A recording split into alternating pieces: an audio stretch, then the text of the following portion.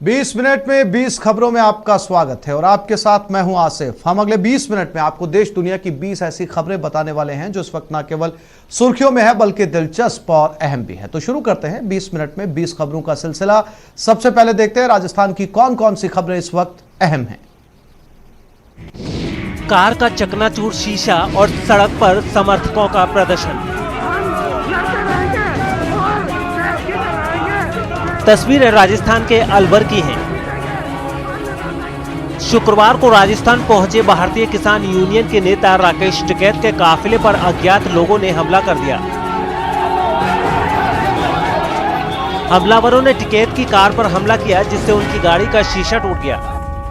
नहीं होना चाहिए। डंडू से जो पीएसओ था उसका पिस्टल छीनने की कोशिश करी पुलिस वालों का। भाई फायरिंग हो तो फिर ये कहते हैं कि भाई फायरिंग होगी, मतलब पिस्टल छीनने को रही, पत्थर मारे, शीशे तोड़ दिए, लाठी बजाई।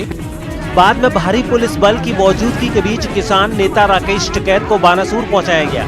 दरअसल किसान नेता राकेश टिकैत शुक्रवार को अलवर के हरसौरा में सभा को संबोधित कर बानसूर जा रहे थे। इसी बीच ततारपुर में अज्ञात भीड़ ने राकेश टिकैत के काफिले पर पत्थर फेंकना शुरू कर दिया। इस दौरान भीड़ ने टिकैत को काले झंडे भी दिखाए और उनकी गाड़ी का शीशा भी तोड़ दिया। हालांकि पुलिस ने तुरंत राकेश टिकैत को सुरक्षा घेरे में लेते हुए उनको वहां से बाहर निकाल दिया। बाद में पुलिस बलों की मौजूदगी में किसान नेता को बानसूर ले जाया गया। एफआईआर में 17 नामजद आरोपी हैं और बाकी अन्य हैं। 17 नामजद आरोपियों में से हमने 16 आरोपियों की गिरफ्तारी कर ली है। एक हाथ में पानी की बोतल और दूसरे में खाने की पॉलीथिन, फटी शर्ट, पैरों में चप्पल। ये 8 साल का मासूम करीम है। वो करीम जो गलती से दहलीज पार कर भारत की सरहद में दाखिल हो गया था, लेकिन बीएसएफ ने मासूम को वापस उसके वतन भेजकर मिसाल पेश की है। लेकिन वापसी से पहले बीएसएफ जवानों ने दरियादिली दिखाई, उससे प्यार से बातचीत की। भूखे प्यासे करीम को बीएसएफ के जवानों ने खाना भी खिलाया, सफर के लिए उसे पानी और खाना भी दिया। वापसी से पहले बीएसएफ ने पाकिस्तानी रेंजर्स के साथ फ्लैग मीटिंग की और करीम के बारे में पाकिस्तानी रेंजर्स को पूरी जानकारी दी और फिर करीम को पाकिस्तानी रेंजर्स के हवाले कर दिया गया। भारत ने गलती से बॉर्डर क्रॉस करने वाले करीम के साथ मानवता दिखाई। नन्हा करीम अब अपने वतन पहुंचकर बेहद खुश है। लेकिन बाड़मेर का गेमरा राम 6 महीने से पाकिस्तान की जेल में बंद है। गलती से तारबंदी पार कर गेमरा राम पाकिस्तान पहुंच गया था। पाक रेंजर्स ने उसे वापस लौटाने की बात भी कही थी, लेकिन वादा खिलाफी पाकिस्तान की फितरत रही है। इधर गेमरा राम के परिवार की अपने बेटे की वापसी की राह में आंखें पथरा गई हैं।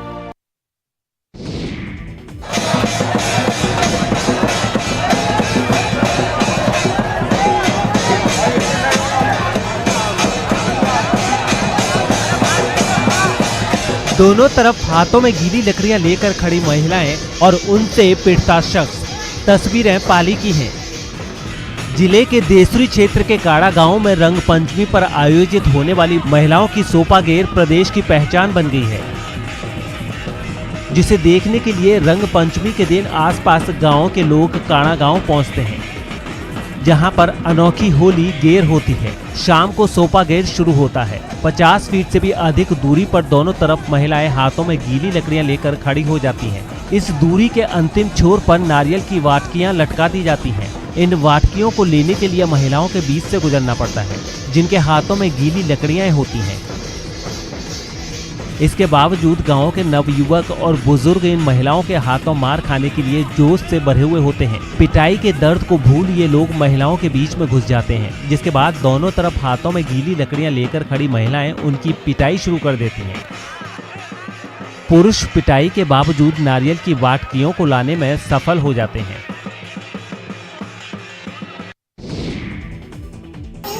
अब तक आपने श्रीमद् भगवत गीता के कई रूप और संस्करण देखे होंगे, लेकिन अब जिस गीता की हम बात कर रहे हैं वह हर किसी को अचरज से भर रही है।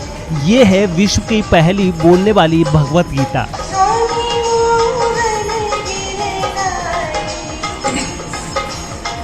सरहदी बाड़मेर में इन दिनों बोलने वाली भगवत गीता को देखकर हर कोई आश्चर्य में है। दरअसल गीता पर अंकित चित्र और श्लोक पर एक मशीन को छू लेने से वह 3 भाषाओं में उसका व्याख्यान करने लगती है। गीता है, इसके अंदर आप जैसे ही थोड़ी देर यहाँ पर स्पेस देते हैं तो ये ऑटोमेटिक चालू हो जाता है। और उसके बाद में इस बुक का ये लॉक रहता है। जैसे ही आप यहाँ पे टच करते हो तो इसका लॉक खुल जाता है। उसके बाद में इस पुस्तक में आप कहीं पर भी टच करते हो,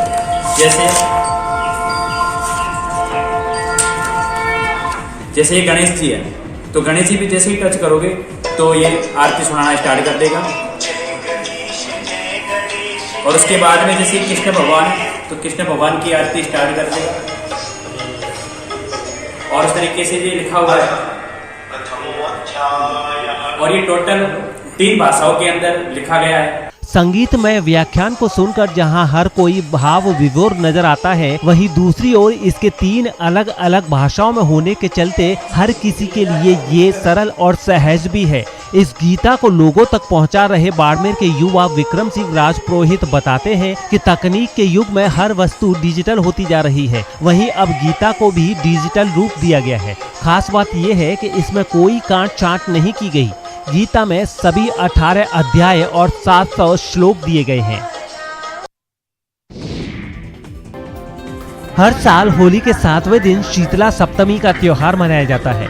पाली शहर के आदर्श नगर स्थित शीतला माता मंदिर के शुक्रवार रात 12 बजे पट खुलने के साथ ही पूजा अर्चना का दौर शुरू हो गया। अधिकांश महिलाएं अपने घर से सड़क पर झाड़ू लगाते हुए मंदिर पहुंची और पूजा अर्चना कर खुशहाली की कामना की। गौरतलब है कि चैत्र मास की कृष्ण पक्ष की सप्तमी तिथि के दिन पड़ने वाली शीतला सप्तमी के दिन बासी या ठंडा भोजन बनाने खाने का विधान है। शीतला सप्तमी को कई जगहों पर चेचक तो कहीं बसोड़ या कहीं बसियोरा के नाम से भी जाना जाता है। शीतला सप्तमी के दिन विवाहित महिलाएं अपने घर परिवार में सुख शांति और समृद्धि की कामना करते हुए मां शीतला की पूजा करती हैं। जो महिलाएं शीतला अष्टमी का व्रत करती हैं वो सप्तमी को व्रत रहते हुए अष्टमी का प्रसाद तैयार करती हैं। हालांकि शीतला सप्तमी में एक विशेष नियम का अवश्य ध्यान रखना चाहिए और वो ये कि इस दिन के बाद से बासी भोजन नहीं किया जाता है। इसके पीछे तर्क दिया जाता है कि मौसम गर्म होने लगता है। न चेहरे पे मास्क न सोशल डिस्टेंसिंग, पर धमाल जबरदस्त। कोरोना गाइडलाइंस की धज्जियां तब उड़ाई जा रही हैं जब मरूदरा में कोरोना की दूसरी लहर कहर बरपा रही है। राजस्थान में कोरोना सुपर एक्टिव मोड में पहुंच गया है। 10 दिन में संक्रमण के केस 3 गुना बढ़ गए हैं। चिंताजनक बात यह है कि RT-PCR टेस्ट में कोरोना वायरस पकड़ में नहीं आ रहा। RT-PCR रिपोर्ट निगेटिव आ रही है। जब उनका CT स्कैन हो रहा है तो लंग्स में इन्फेक्शन सामने आ रहा है, यानी कोरोना रिपोर्ट पॉजिटिव आ रही है। लेकिन डूंगरपुर जिले के सांगवाड़ा में कोरोना गाइडलाइंस की जानलेवा अनदेखी हुई। नगर पालिका और सांगवाड़ा प्रशासन की आंखों के सामने हजारों लोगों ने बिना मास्क और सोशल डिस्टेंसिंग के गैर खेली। खास बात यह है कि आयोजकों की ओर से सैनिटाइजर का इंतजाम भी नहीं किया गया था। 20 मिनट 20 खबरों में आप देख लेते हैं कुछ दूसरे राज्यों की महत्वपूर्ण खबरें।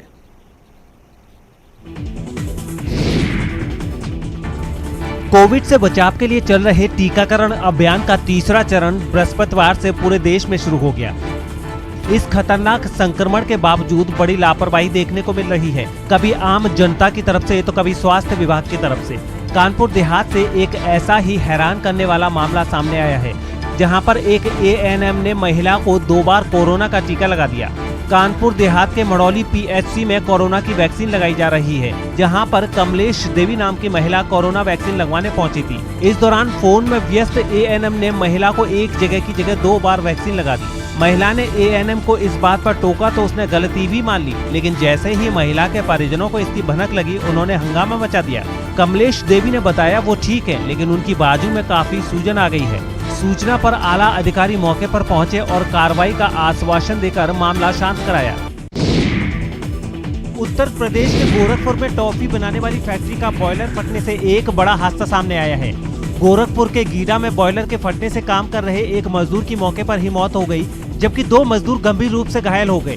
मिली जानकारी के मुताबिक गीडा सेक्टर 13 में स्थित टॉफी बनाने वाली एक फैक्ट्री में स्टीम फ्लो की वजह से बॉयलर फट गया, जिससे काम कर रहे देहीपार निवासी पुरुषोत्तम सिंह की मौके पर ही मौत हो गई, जबकि दूसरे को सुरक्षित निकाला गया। वहीं 2 मजदूर गंभीर रूप से घायल हैं, जिन्हें इलाज के लिए भेजा गया है।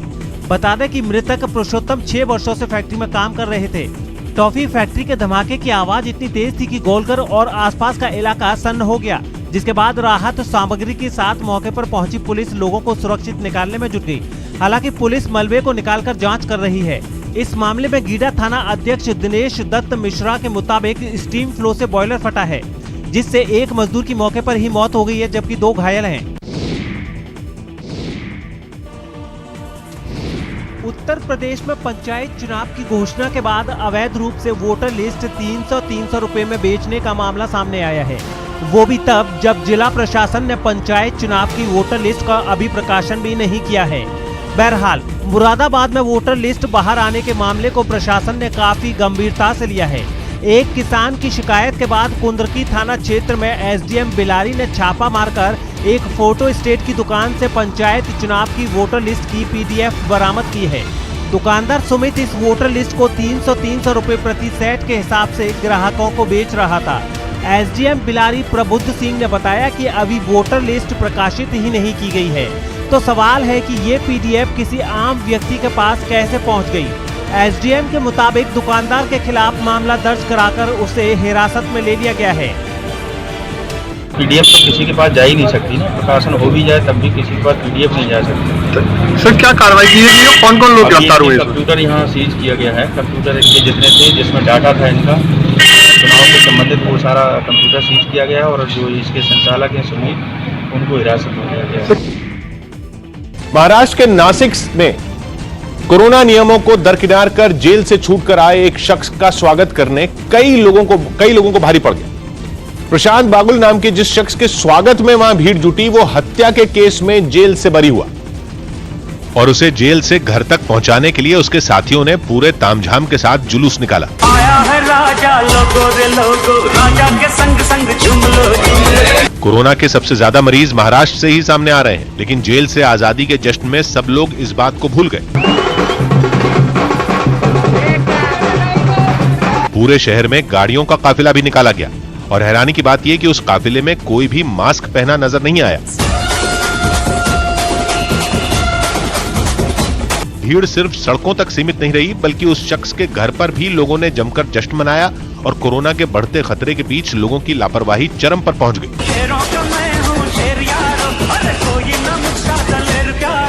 जैसे ही पुलिस को इस बात की खबर मिली तो उसने सबसे पहले जेल से छूटे शख्स को दोबारा सलाखों के पीछे पहुंचाया। फिर कोरोना नियमों का मजाक बनाने वाले बाकी 16 लोगों को भी हिरासत में लिया। इसके अलावा पुलिस ने जुलूस में शामिल 9 गाड़ियों को भी जब्त कर लिया। ऐसे नादान दोस्त हों तो फिर किसी को दुश्मन की जरूरत नहीं होती। नासिक में हत्या के आरोप से बरी होने के लिए जिसे 5 साल जेल में बिताने पड़े, उसके रिहा होने पर पगलाए उसके दोस्तों ने फिर से लॉकअप में पहुंचा दिया। महामारी का डर तो क्या होता, ये सिरफिरे तो ये भी भूल गए कि बिना मास्क लगाए हुल्लड़ मचाने की वजह से ही दोबारा लॉकडाउन की तलवार सबके सिर पर लटकी हुई है। जो भी भक्त लोग आप शरण बसवेश्वर का भक्ति है, आप घर में बैठ के जो भी आपकी भक्ति विनती है, घर में बैठ के आप व्रत कीजिए। ये अपना देश को लगे हुए कोरोना वायरस जल्दी से जल्द मुक्त होना चाहिए और सबका भलाई होना चाहिए। पूज्य वही जो भक्त को रास्ता दिखाए, इसलिए भगवान बसवेश्वर की वार्षिक यात्रा में कोरोना प्रोटोकॉल का पूरी तरह पालन किया गया। जी हां, अगर आप बसवेश्वर के भक्त हैं तो कोरोना गाइडलाइंस का पालन कीजिए, मास्क और सोशल डिस्टेंसिंग को आदत में शुमार कीजिए और घर से अपने पूज्य की आराधना कीजिए, क्योंकि जिस बसवेश्वर को आप मानते हैं वो ब्राह्मण परिवार में जन्म लेने के बावजूद ब्राह्मणों की वर्चस्ववादी व्यवस्था का विरोध करते रहे। जन्म आधारित व्यवस्था की जगह कर्म आधारित व्यवस्था में विश्वास किया। बसवेश्वर भगवान को हिंदू धर्म में जाति व्यवस्था और दूसरी कुरीतियों के खिलाफ संघर्ष करने के लिए जाना जाता है। उन्होंने लिंग, जाति, सामाजिक स्थिति की परवाह किए बिना सभी लोगों को बराबर अवसर देने की बात कही थी। देश के विभिन्न राज्यों में कोरोना संक्रमण के मामले फिर बढ़ने से उपजे हालात का असर शिमला के पर्यटन व्यवसाय पर भी पड़ रहा है। एक सप्ताह के भीतर होटलों के 30 से 50% बुकिंग रद्द हो गई है। इससे पर्यटन व्यापारी खासे चिंतित हैं। वहीं इंटरनेट मीडिया पर शिमला में लॉकडाउन की भ्रामक खबरों को लेकर भी पर्यटन व्यापारियों ने नाराजगी जताई है। नहीं, हमारे पास इसका बुकिंग स्टार्ट हो गया था अप्रैल मंथ, मतलब 15-20 अप्रैल तक बुकिंग आना स्टार्ट हो गया। बट जैसे ये केसेस बढ़ना शुरू हुए मार्च मंथ में, तो सभी ने अपना बुकिंग कैंसिल कर दिया है। अब आगे का मतलब कोई भी बुकिंग अभी नहीं आ रहा है, ना किस तरह के कॉल्स आ रहे हैं। पंजाब, हरियाणा, मध्य प्रदेश, महाराष्ट्र, राजस्थान समेत विभिन्न राज्यों के 70 जिलों में 1 मार्च के बाद कोरोना के मामले 150% से ज्यादा बढ़े हैं। नहीं सर, जॉब जाने का ही अंदाजा लग रहा है, क्योंकि दरअसल देखा जाए तो ये रीजन ऐसा ही बनता है कि जिस हिसाब से क्राउड आता है हिमाचल में हिल एरिया को, जैसे कि प्लेन से छुट्टी होती है, दरअसल नहीं आ पाएगा। जड़ों से उखड़े दरख्त, छत से गायब छप्पर और जहां तक नजर वहां तक तबाही का मंजर। तस्वीरें असम के डिब्रूगढ़ की हैं, जहां आसमान से बरसी मूसलाधार बारिश किसानों को हलकान कर गई। आंधी से अन्नदाताओं को काफी नुकसान हुआ है। खेतों में उग रही सब्जियां भी खराब हो गई हैं। 40 बीघा है, सारा खेती करते हैं। खेत है, पूरा खेत माने खराब हो गया, सब खराब हो गया। क्या क्या आप उगाते थे उसमें? हम तो जीका लगा है, और तो भिंडी लगा है, और बैंगन लगा है, और टोमेटो लगा है, और लौका लगा है। तूफानी बारिश और बौछार के बाद पूरे क्षेत्र में बिजली चली गई और आम जनजीवन प्रभावित हो गया। फिलहाल इस तूफान की वजह से कितना नुकसान हुआ है, इस बात की जानकारी नहीं मिली है।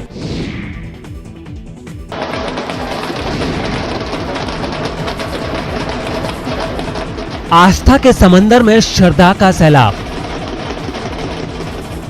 भक्ति के रस से सराबोर श्रद्धालु, चारों ओर गुरु महाराज के जयकारों की गूंज, फिर भी असीम शांति का एहसास। ये अद्भुत नजारा शुक्रवार को श्री गुरु राम राय दरबार साहिब परिसर में दिखा, जब यहाँ विभिन्न प्रदेशों से पहुंचे हजारों श्रद्धालु प्रेम, सद्भावना, भाईचारा, सौहार्द और उल्लास के प्रकाश पुंज झंडे जी के आरोहण के साक्षी बने।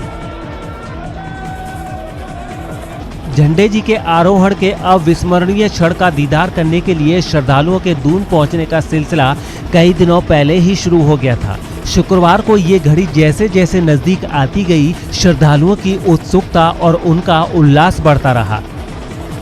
यह प्रक्रिया सुबह तकरीबन 7 बजे झंडे जी को उतारने की रस्म के साथ शुरू हुई। इसके बाद झंडे जी को दूध, दही, घी और गंगा जल से स्नान कराया गया। पूजा अर्चना के बाद गिलाफ चढ़ाने की रस्में शुरू हुई। सबसे पहले सादे गिलाफ चढ़ाए गए, इसके बाद शनील और अंत में दर्शनी गिलाफ चढ़ाया गया। दर्शनी गिलाफ को छूने के लिए श्रद्धालु आतुर दिखे। इसके बाद मखमली वस्त्र, सुनहरे गोटों और चंवर से सुसज्जित झंडे जी का आरोहण शुरू हुआ। दोपहर 2:12 पर झंडे जी का आरोहण होते ही वातावरण जो बोले सो निहाल, सत श्री अकाल सच्चे दरबार की जय से गूंज उठा। संगतें ढोल की थाप पर नृत्य करने लगी। भावावेश में कई श्रद्धालुओं की आंखें नम भी हो गईं। जो भी मतलब कि इत्थे आईदा, झंडा साहब के मेले ते आईदा, मतलब जो भी साडी घर च दुख तकलीफ है, कोई भी इत्थों सुख के जाइए वो पूर्ण होंदी है। बाकी सदा साडा साथ दिंदे हैं। ਆਪਾਂ इस 40 साल तो मनते आ रहे हैं। सबसे मेन जो यहाँ पे डोमेन के अलावा सर जो है स्पीकिंग कोर्स भी इंग्लिश, जो सॉफ्ट स्किल के बारे में, या सर हमारी जो पर्सनैलिटी डेवलपमेंट है, इंग्लिश लैंग्वेज जो है उसके वो जो है आज के दौर में बहुत नेसेसरी है सर। दीनदयाल उपाध्याय ग्रामीण कौशल योजना पुंछ के नौजवानों की किस्मत संवार रही है। ड्रॉप आउट स्टूडेंट्स को अपने पैरों पर खड़ा होने में मददगार साबित हो रही है। गौरतलब है कि केंद्र सरकार की इस योजना का उद्देश्य गरीब ग्रामीण युवाओं को स्किल देने के बाद उन्हें निर्धारित न्यूनतम मजदूरी या उससे ऊपर के वेतन पर रोजगार उपलब्ध कराना है। ग्रामीण आबादी की गरीबी में कमी लाना है। यहाँ पे DDU-JKY सेंटर में ट्रेनिंग ले रही हूँ। 6 मंथ की ये ट्रेनिंग है। ये गवर्नमेंट की स्कीम है कि बहुत ही अच्छी स्कीम है। जो हम 12th तक पढ़े हुए हैं, आगे हम नहीं पढ़ पाए, तो इसलिए ये स्कीम एक है, इसमें हमने एडमिशन करवाई है। ये सब कुछ फ्री है, फ्री एडमिशन हो रही है। यहाँ पे हमें सॉफ्ट स्किल भी मिलती है और IT कंप्यूटर भी सीखते हैं, क्योंकि आज के ज़माने में कंप्यूटर बहुत ही एक इम्पॉर्टेंट है।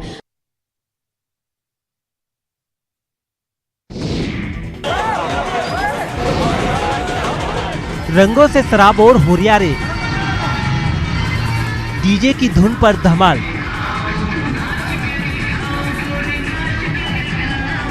तस्वीरें यूपी के कानपुर की हैं।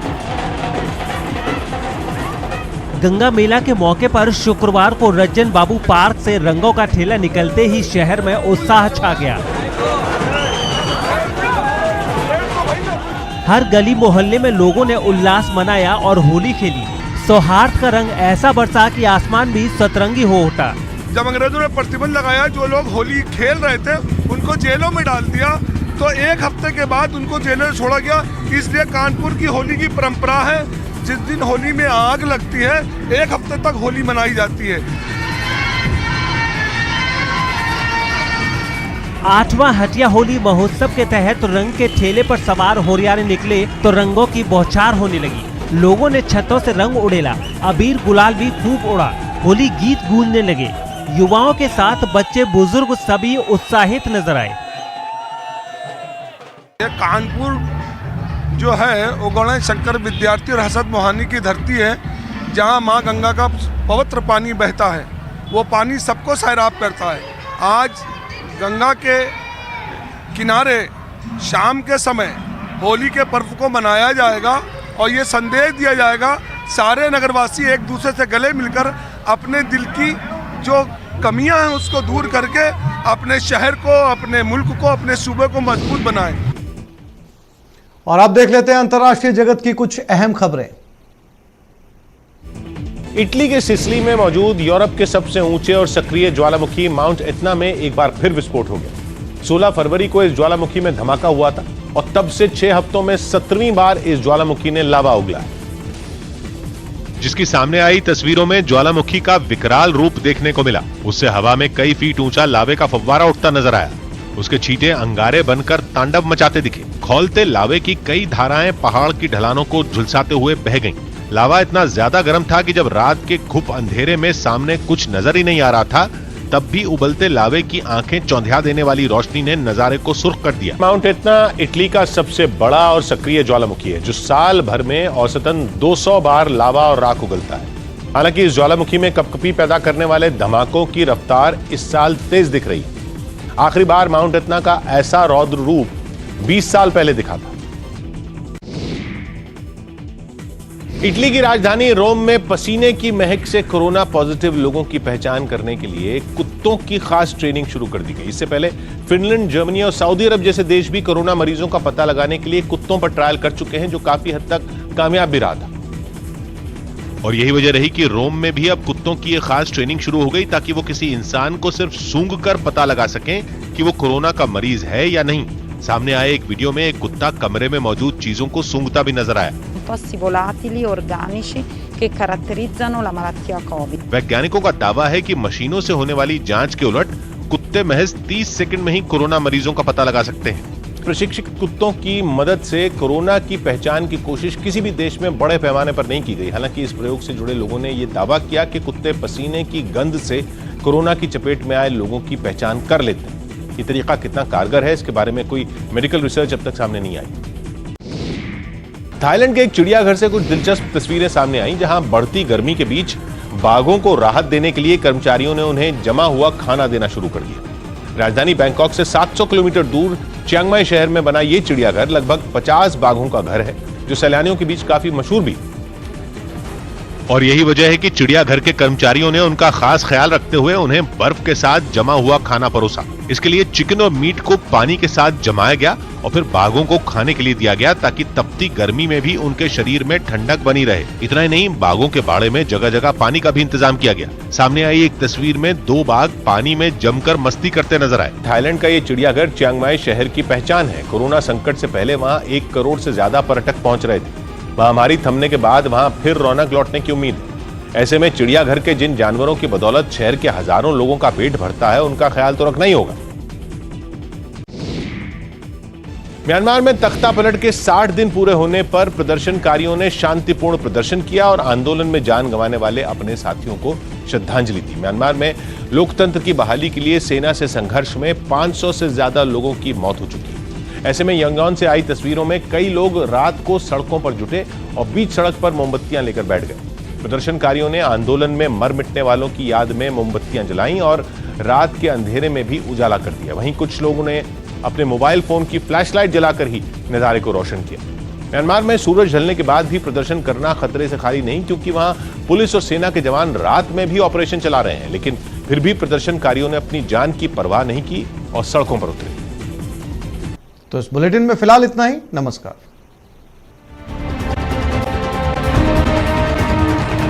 Mono dear